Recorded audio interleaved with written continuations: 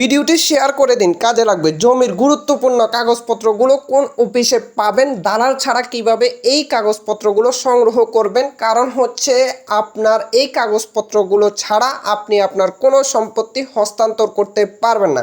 আপনার কোনো সম্পত্তি আপনি চাইলে ক্রয় করতে পারবেন না এই কাগজপত্রগুলো ছাড়া। এখন আপনার একটি জমি যখন আপনি ক্রয় করবেন তখন আপনার দলিল বা ভায়া দলিলগুলো প্রয়োজন হতে পারে। এখন এই দলিল বা ভায়া দলিলগুলো আপনি কোথায় পাবেন? আপনি যখন একটি দলিল খোঁজ করতে যাবেন, এই দলিলটি আপনি উপজেলা সাব রেজিস্ট্রি অফিসে পাবেন। অর্থাৎ আপনি উপজেলা সাব রেজিস্ট্রি অফিসে একটি দলিল কার নামে হয়েছে, কতটুকু সম্পত্তি ক্রয় করেছে বা ওই দলিলের অবিকল নকল কপিটা আপনি ওইখান থেকে উঠাতে পারবেন। এখন পুরাতন দলিল হলে আপনাকে যেতে হবে জেলা সাব রেজিস্ট্রি অফিসে। জেলা সাব রেজিস্ট্রি অফিসে আপনি আপনার ওই পুরাতন দলিলটি খুঁজে পাবেন ওই স্থানে। এখন পরবর্তীতে আসা যাক হচ্ছে আপনার খতিয়ান বা নামজারি খতিয়ান বা বিভিন্ন ধরনের খতিয়ানগুলো আপনি কোথায় পাবেন। প্রথমে হচ্ছে নামজারি খতিয়ান বা রেকর্ডীয় খতিয়ানগুলো আপনি উপজেলা ভূমি অফিসের মাধ্যমে জানতে পারবেন। এই খতিয়ানটি কার নামে হয়েছে, কতটুকু সম্পত্তি আছে, এই বিষয়গুলো আপনি উপজেলা ভূমি অফিস থেকে জানতে পারবেন। বা উপজেলা ভূমি অফিসের আরও গুরুত্বপূর্ণ কাজগুলো হচ্ছে উপজেলা ভূমি অফিসে আপনি নামজারি বা খারিজ বা আপনি খাজনার দাখিলা বা খাজনা, এই বিষয়গুলো ওই স্থান থেকে আপনি করতে পারবেন।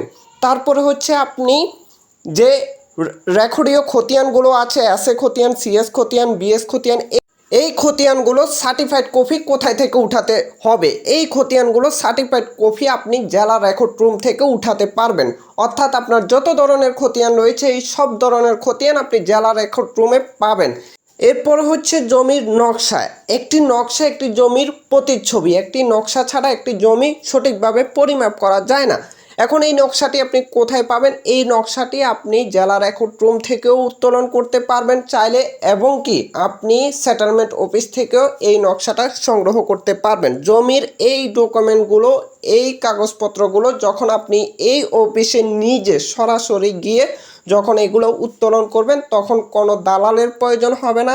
আপনি সরকার নির্ধারিত ফি দিয়ে এই ডকুমেন্টগুলো সংগ্রহ করতে পারবেন। তাহলে প্রথমে আপনি দলিলটা কোথায় পাবেন? দলিলটা হচ্ছে সাব রেজিস্ট্রি অফিসে পাবেন। এরপরে হচ্ছে খতিয়ানগুলো কোথায় চেক করতে পারবেন? খতিয়ানগুলো উপজেলা ভূমি অফিসে, এবং এগুলোর সার্টিফাইড কপি কোথা থেকে উঠাতে হবে? এগুলোর সার্টিফাইড কপি জেলা রেকর্ড রুম থেকে উঠাতে পারবেন।